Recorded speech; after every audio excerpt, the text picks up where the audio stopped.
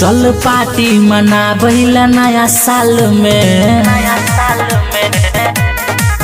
चल पार्टी मना बहिला नया साल में, चल पार्टी मना बहिला नया साल में। लगतो 200 चंदार कोनो हाल में, चल पार्टी मना बहिला नया साल में। हाँ चल पार्टी मना बहिला नया साल में, चल पार्टी मना बहिला नया साल में। लगतो 200 चंदार कोनो हाल में, चल पार्टी मना बहिला नया साल में, चल पार्टी मना बहिला नया साल में।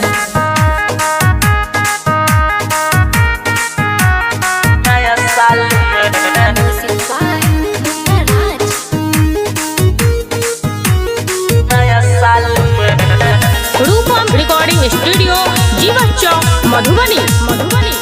नया साल में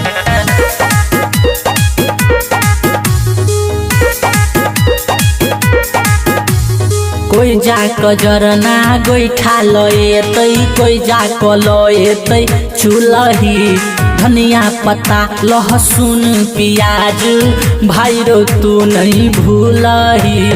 बियर के संगे मुर्गा भात हेतै, तब जाक भाई कोनो बात हेतै। लगतो जार लगे बोआई गिलारो टाल में, चल पार्टी मना बहिला नया साल में। चल पार्टी मना बहिला नया साल में, चल पार्टी मना बहिला नया साल में। लगतो 200 चंदार कोनो हाल में, चल पार्टी मना बहिला नया साल में, चल पार्टी मना बहिला नया साल में। नया साल में,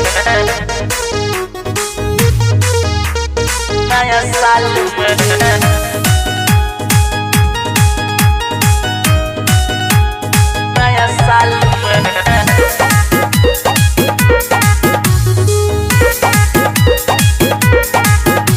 पुरन का साल के टाटा हम करबै, नवका के वेलकम रहो। सबके ग्रीटिंग कार्ड बाँटे छै अजित ऋतिक रूपम रहो। डीजे के धमाका से कान फाटे रो, नाच से हेतै खेत लाते लाते रो। ऐसे बेसी मजा नहीं छै नेपाल में, चल पार्टी मना बहिला नया साल में।